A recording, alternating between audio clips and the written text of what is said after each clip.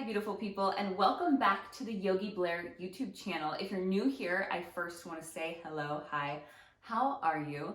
My name is Vanessa Blair Ferris, and I'm a certified registered yoga instructor with a passion for sharing yoga as well as wellness with anybody that needs it.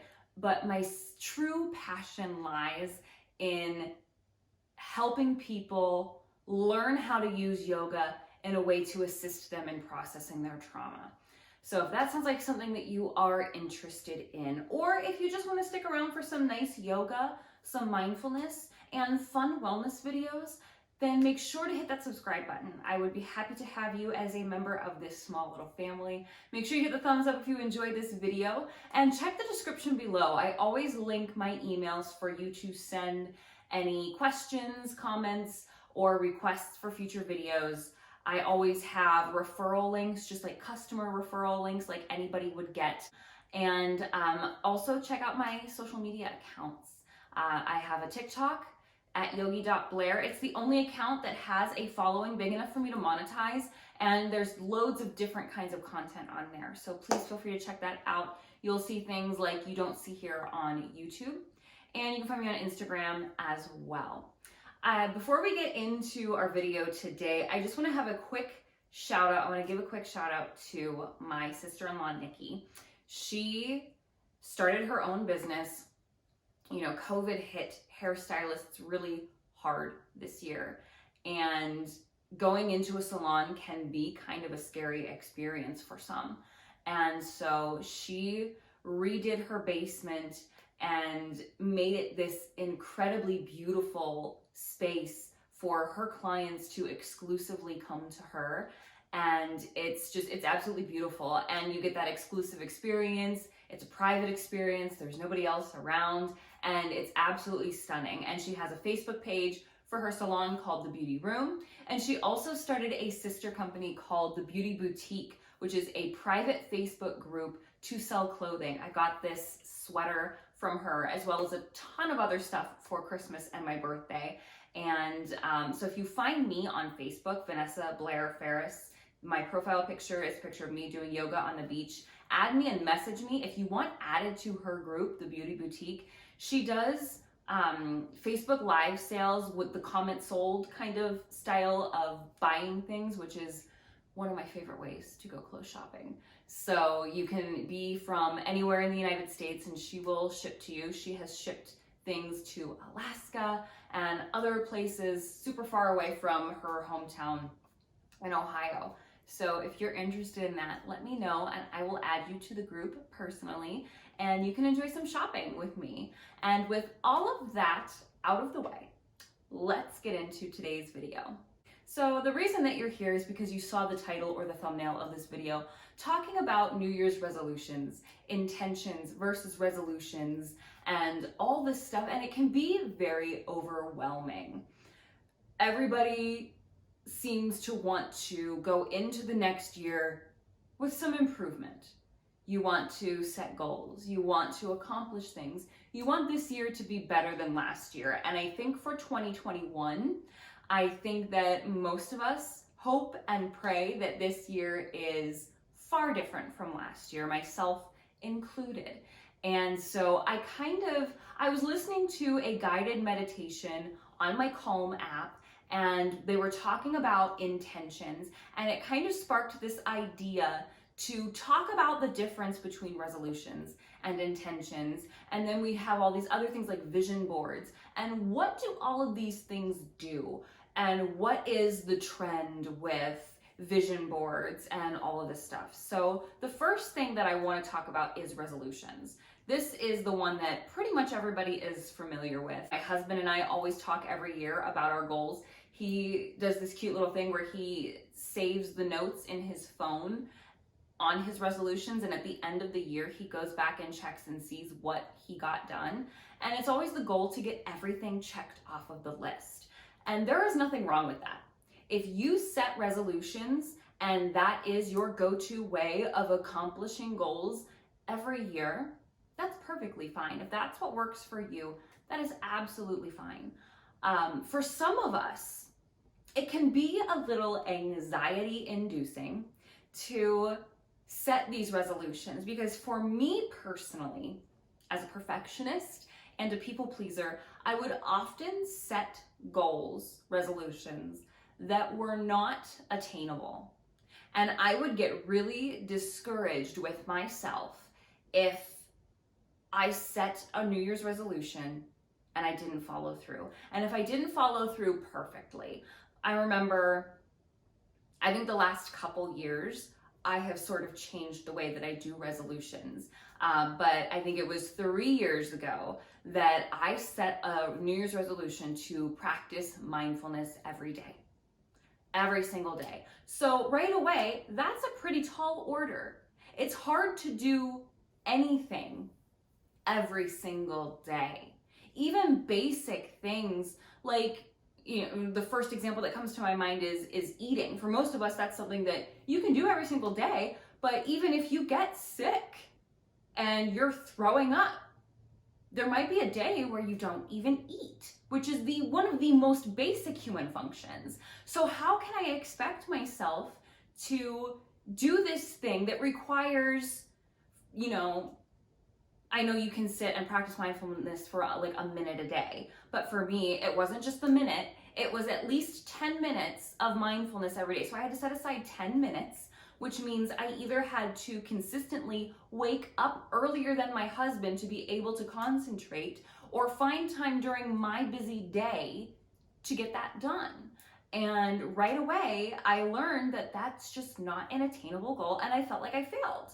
And with a lot of us, the dieting, the other goals that we set for ourselves, to lose a certain amount of pounds, or to exercise every day or 5 times a week, or all of these things we expect of ourselves, and it's in absolutes. It's all or nothing.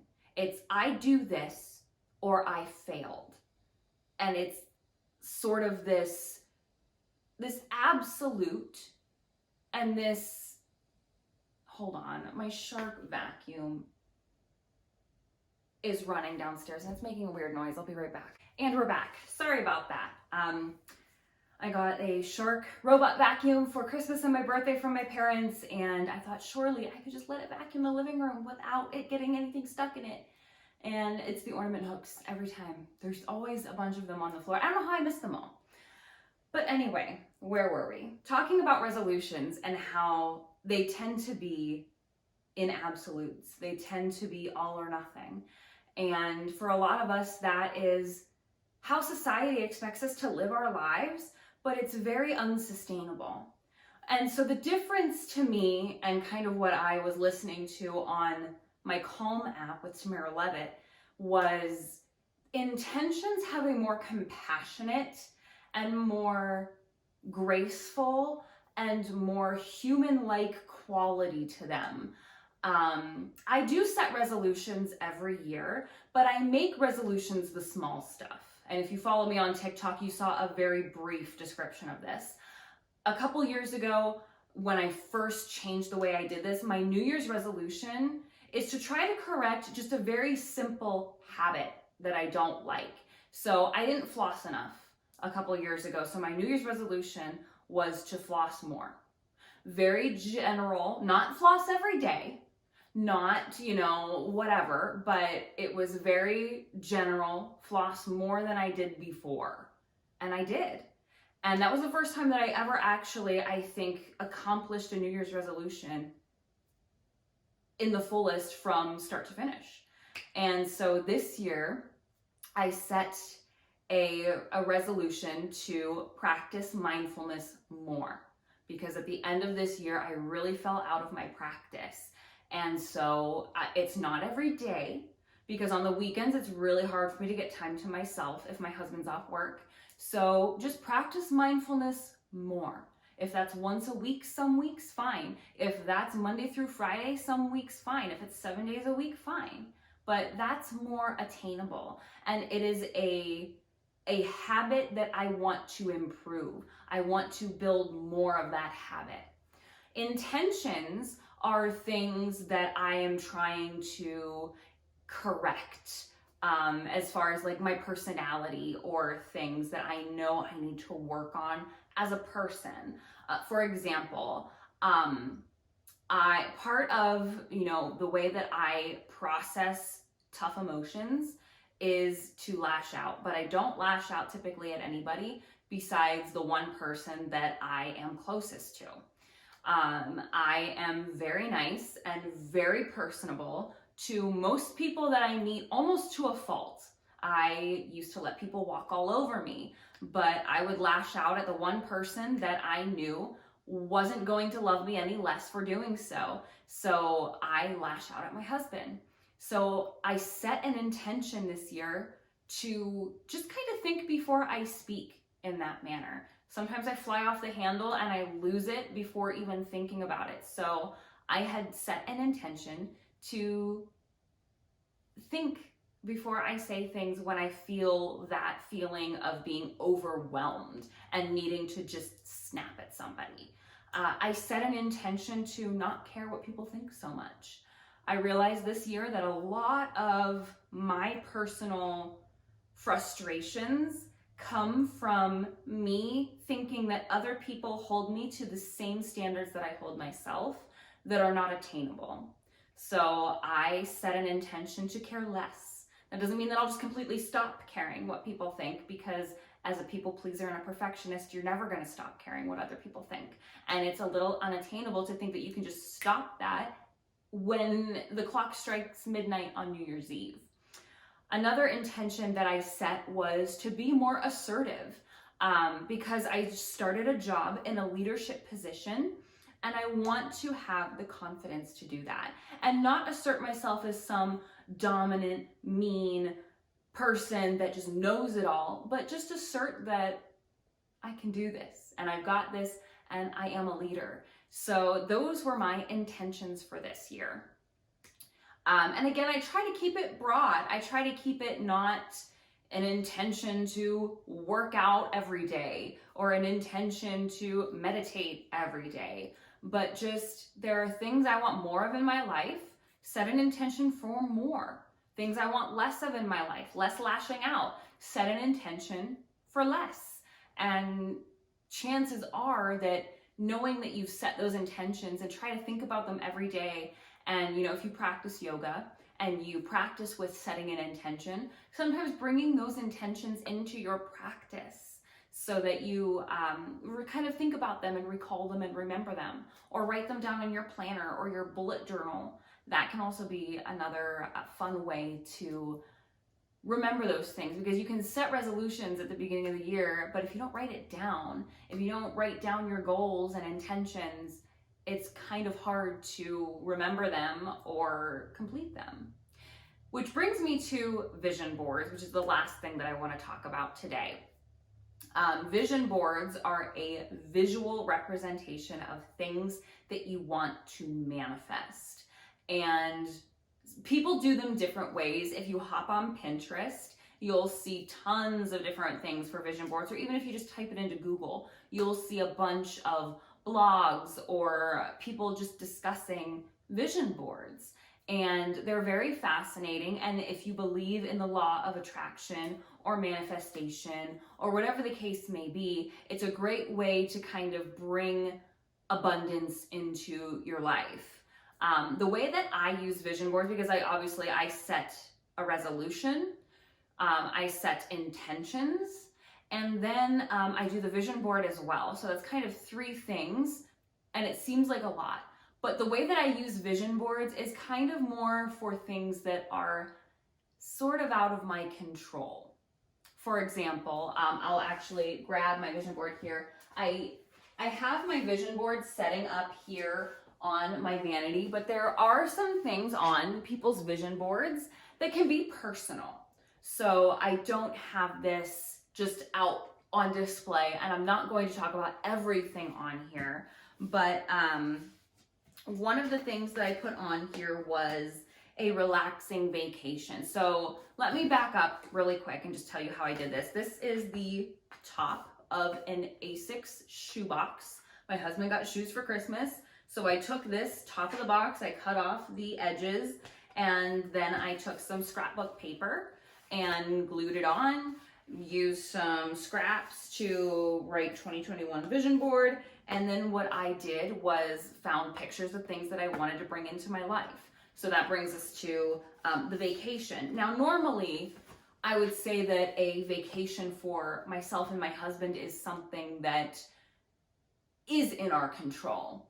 We save the money for it, we pay for it, and we go. But this year, things are a lot more uncertain. We don't know when traveling restrictions will be lifted. We don't know when we will feel safe enough to travel. We went on our 1-year anniversary trip in 2020, and I was very nervous the whole time. It was at the end of summer where things started to feel like they might be okay. So I had that false sense of security that it was good. And obviously we came back and we were both fine. We did not get sick, but I certainly would not go on a trip now until it is said by the CDC or anything else that it is more safe to travel. So I don't know if that will happen this year, but I would like for it to happen. So I found a picture of a nice sunny beach and I wrote a relaxing vacation. Another thing I put on here was a nice picture from some farmhouse magazine of some decor that I thought looked nice. And I wrote a warm and inviting home for my family and loved ones together. Our home is beautiful. I just want to manifest the space and creating that environment through decor and through gatherings. We've missed people so much lately. And again, that's something that's a little uncertain because of the situation that we're in. I got a new job and this year we are scheduled to open. So I found a picture of someone doing yoga and I put prosperity and success in my career. Now, yes, that is in my control to an extent if I do a good job, but it's also a little bit out of my control. I want the studio to do well. I want us to have as many members as possible. And I would like to manifest that not only with the fact knowing that I'm a good teacher and a good leader, but people wanting to come to our space. There was a beautiful sort of poem here from Yoga Journal on ahimsa, which means nonviolence. It's one of the yamas. It's the first yama.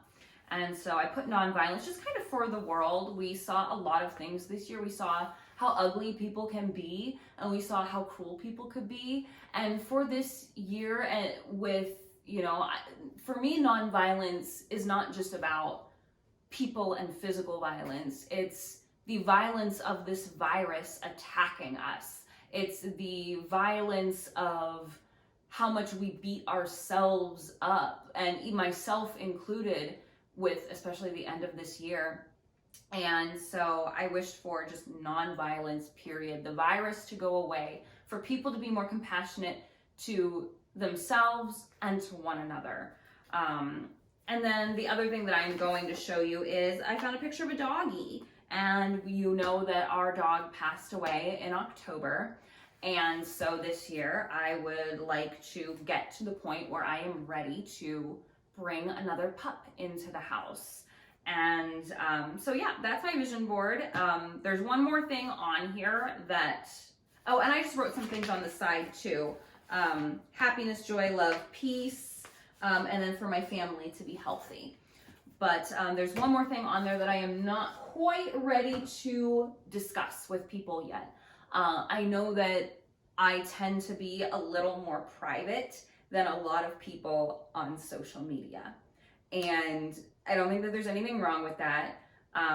Capricorns tend to be more private people if you believe in astrology. I'm more of a fan of the Myers-Briggs tests. I'm an INFJ. And we are super private people. We like to keep our business to ourselves. But I'm also kind of an open book as well. It's strange. Like, I don't mind talking about my experiences, but I want to do it in my time. And now is not the time for me. I know I've said this in every video since I came back to recording for YouTube, but a lot of things happened in 2020. And I'm not quite ready to go there yet. But it did make me realize how many people struggle with the same things that I've been struggling with. And I don't just want to sit on that information and keep it to myself. I don't just want to suffer in silence. I do want to make sure that when I feel safe and when I feel ready, that I do talk about these things, because there are a lot of people that feel alone in this struggle and they're not. And so when I feel ready, when I feel safe, when I'm at a better place in my life, I will be sharing a lot of information that I think a lot of people are going to need. So I will share in my time, and it will have to do with some of the stuff on the vision board, but for the time being, that is all I have for you today. Leave comments below about your resolutions, your intentions, and if you made a vision board, what were some things that you feel comfortable sharing that were on it?